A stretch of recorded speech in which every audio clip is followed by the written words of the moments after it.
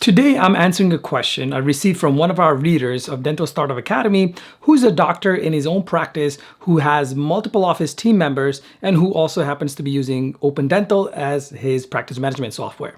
The doctor is asking if I can briefly go through a workflow of how I prep for the patients that are on the schedule during the day, as well as how I complete the day. So I'm going to share exactly that and show you how we approach our daily routines in my practice. Whether you've started your practice from scratch or you're already in an established practice, you'll find these routines super helpful. I always tell my team and other doctors and their team members that the most important day is today. Take care of everything that needs to be done today. Anything that is skipped will spill over into tomorrow, then into weeks, and then into months, and then years. This is how offices end up with multiple pages of aging reports, patients who haven't been called in weeks or months or even years, whether it's for recall or patients who have pending treatment. So may as well do it right the first time. Take care of all the things that you need to do today. So the doctor is concerned about some of the inefficiencies at his front desk operation. I can think of three major reasons why there may be inefficiencies, especially if you've got multiple team members at the front. The first thing I always bring up, whether it's 1, 2, 3, or more front office team members, is there any accountability among the team members at the front? Are the expectations clear? Do each of the team members know what is expected of them throughout the day or what they're supposed to do on a daily basis? Ideally, what you want, for example, let's say you have 2 front office team members. You want each of the team members to be responsible for their primary responsibility, but at the same time, each team member should be cross-trained to handle any front desk related task. Should one of the team members be absent either due to sickness or maybe let's just say the other team member is busy with another task with a patient.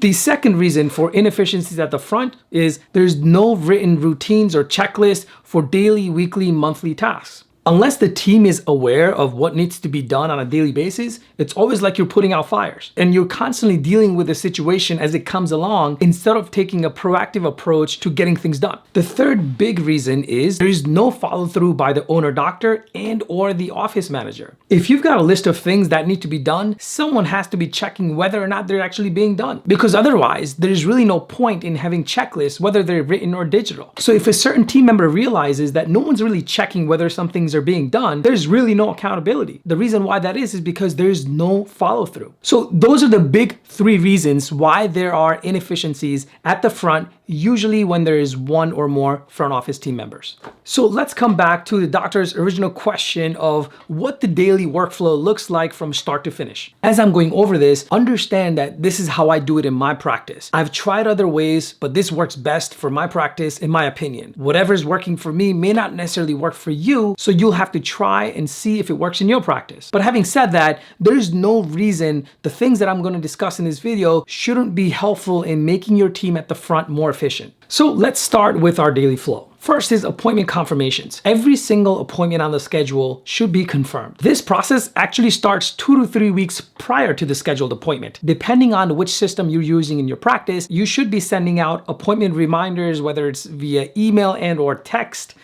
But there are always going to be patients who don't respond to the gazillion text emails that we send out for confirmations, okay? But these tend to be few. But somehow you need to create a system for your front desk where you create some sort of a note that alerts your front desk for certain patients that, hey, this patient X does not respond to text and or email. They need to receive phone calls, etc. All right, so next is patient copays. Every single team member at the front should be aware of out-of-pocket responsibility for every single appointment on that schedule. In Open Dental, for instance, we'll usually leave a note in the appointment, the day the appointment is scheduled for the future, what the estimated out-of-pocket is going to be for that patient. And I understand sometimes this changes for a patient. Let's say, for instance, patient came in, they're coming in for restorative, the doctor starts the work, but patient was informed in advance that this may turn into a root canal, but the doctor decides to start the root canal the same day. Well, that will change the patient copay for that day. So this change needs to be communicated to the front. So whatever system you use in your practice, you need a way to communicate to the front and let your treatment coordinator or that specific team member responsible for checking patients out know that, hey, this change has been made. Instead of a filling, we're going to start a root canal. So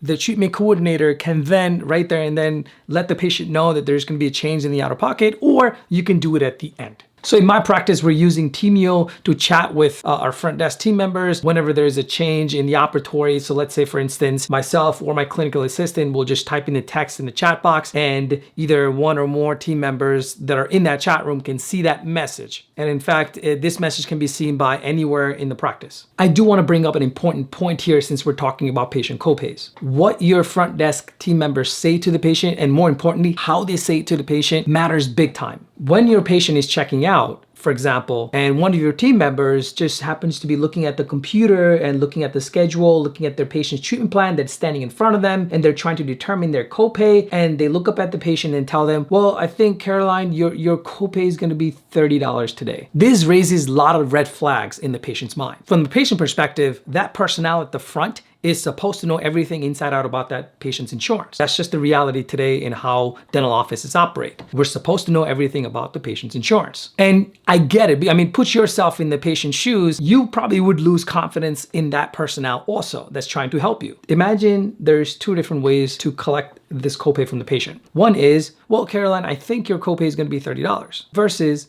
Caroline, your estimated copay today is going to be $30 for all the work that was completed. Just that the second one sounds so much better. There's way more confidence in that. Put yourself in the patient's shoes. Which one is more convincing? Which one would you believe more? The one that doesn't involve or I think.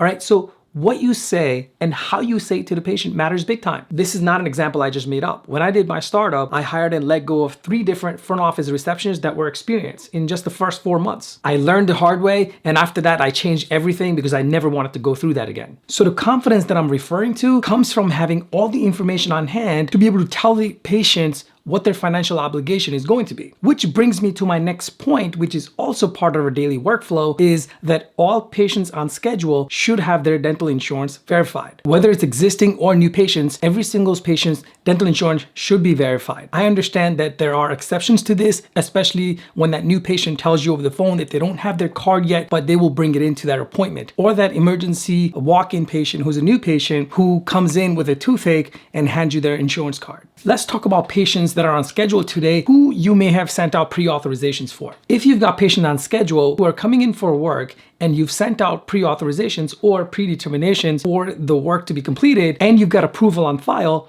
your team just needs to make sure that the patients coming in actually have enough insurance dollars remaining on their plan as of today to cover them for those procedures. Why do I bring this up? Because let's say you've sent out the patient to a periodontist for some sinus lift, extractions, grafting, and patient happens to have a very small maximum, maybe $1,500 a year, and you've also gotten a pre-approval for a crown on number 14. But if the patient happened to go to the periodontist after you got the approval for the crown on 14 and the periodontist just happens to bill out their work, and what's going to end up happening is most likely that patient's plan will have maxed out. And now patient returns to your office for crown on 14 because your team is probably going to assume, since there is pre-auth approval on file, and if they haven't checked how much benefits are actually left on the plan, and the doctor goes ahead and does the crown, and upon checking out, your team is going to collect the copay as indicated on the approved pre-auth. Now you send out the claim, the insurance will not make a payment towards that crown. Why? Because they've completely maxed out. This simple process leads to so many headaches. And the reason why this happened is because the team isn't aware of how much benefits actually remain on the plan, okay?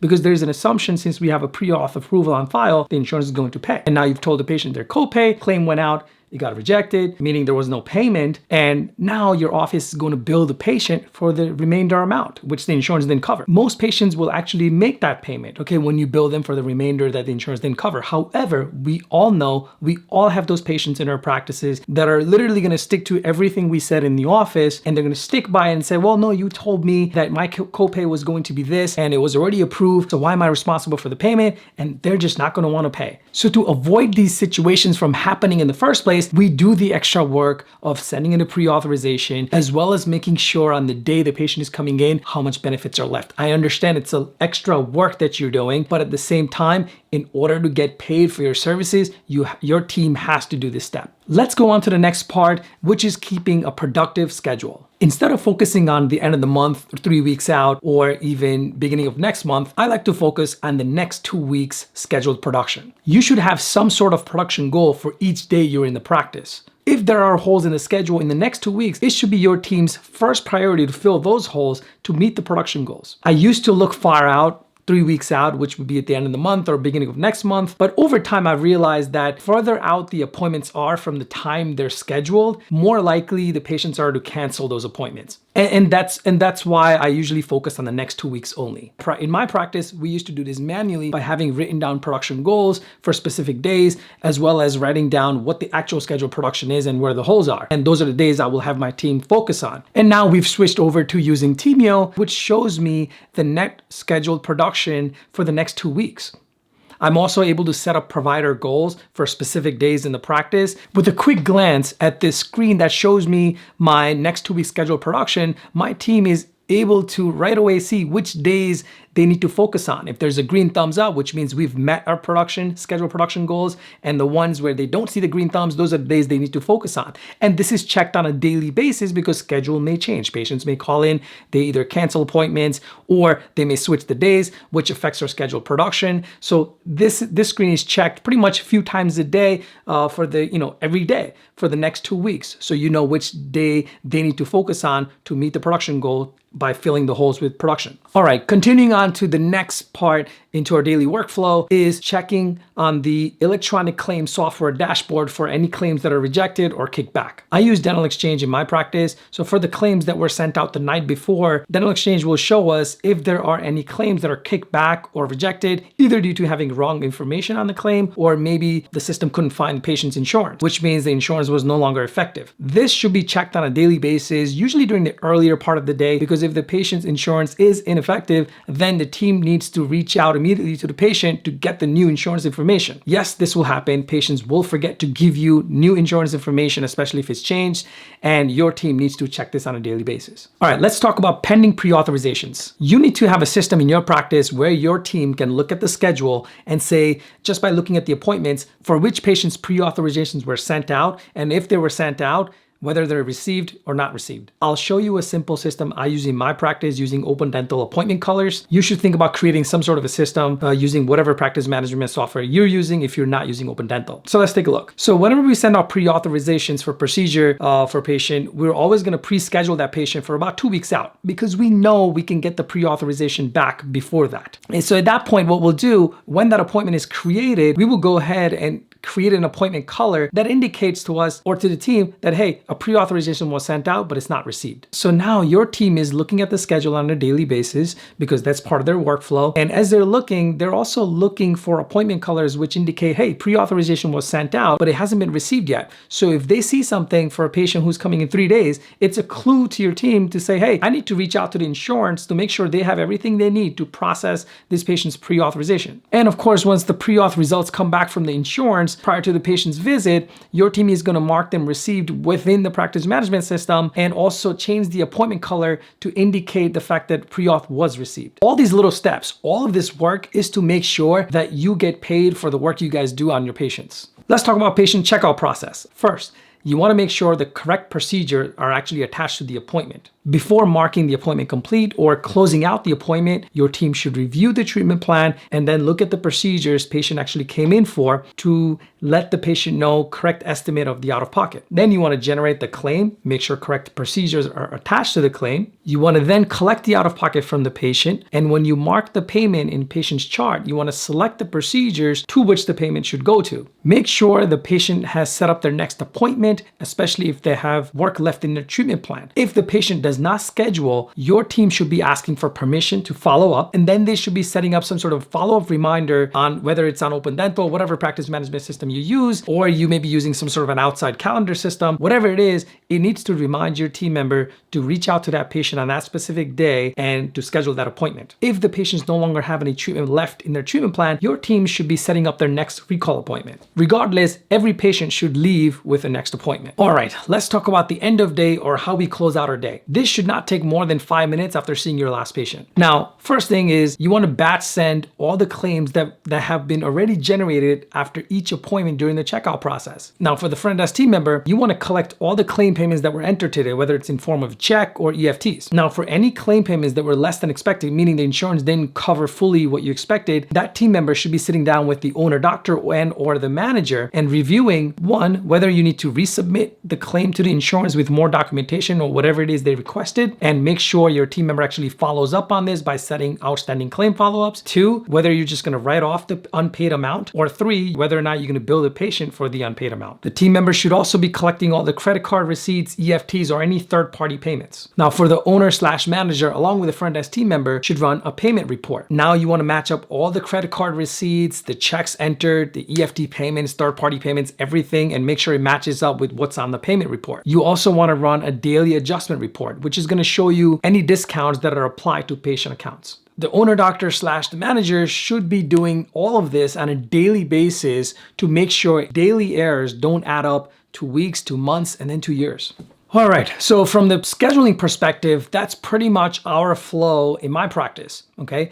Remember, everything I've discussed so far is part of the daily routine. Of course, there are other things that should also be done throughout the day, which I haven't discussed yet, but I refer to these tasks as outbound efforts. On a daily basis, there must be some time set aside that your one or more of your team members can dedicate to this task, whether that time is 15 minutes, 30 minutes, or an hour, but it must be done on a daily basis. Meaning, what are some things that need to be done on a consistent basis that, one, minimizes holes in the production, second, prevent patients falling through cracks, whether it's for unscheduled treatment or for recall, three, keeping our aging reports in check, meaning how do you minimize the money owed to the practice by keeping the collections as close to the adjusted net production? To be more specific, the tasks that need to be done on a consistent basis should be following up on patients with unscheduled treatment and enforcing that consistency, following up on patients who are overdue for a recall. Well, texts and emails are great. What about those patients who haven't come in a year? These patients need more attention, more of a personal touch via a phone call from your front desk team member. If this isn't done consistently, you should probably run your overdue recall report or a pending treatment report in your practice management system, and you'll be shocked at the number of patients and which patients haven't come in more than 1 to 2 years. These are the same patients you paid tons of money in marketing dollars to get them through the door in the first place,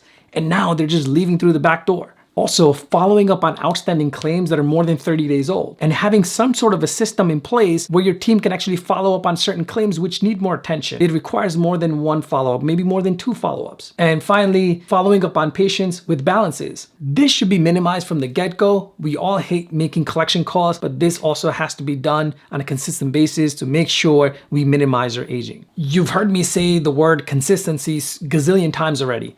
It's because it's the most important factor in all the things I've discussed in the last few minutes. Well, that's it for today. I hope you found this video helpful. If you have any questions regarding anything I've discussed today, please leave them in the comments below. And if you're doing things differently in your practice and you find that it works amazing for you, and you may find that it'll be helpful to other people watching this video, leave that in the comments below. I'd love to hear about it. And finally, if you'd like a further peek at Teamio or want to see a detailed demo on how it's being used at other open dental practices, you can do so by going to teamio.app, and I'll post a link right below this video. Don't forget to subscribe, and we'll see you next time.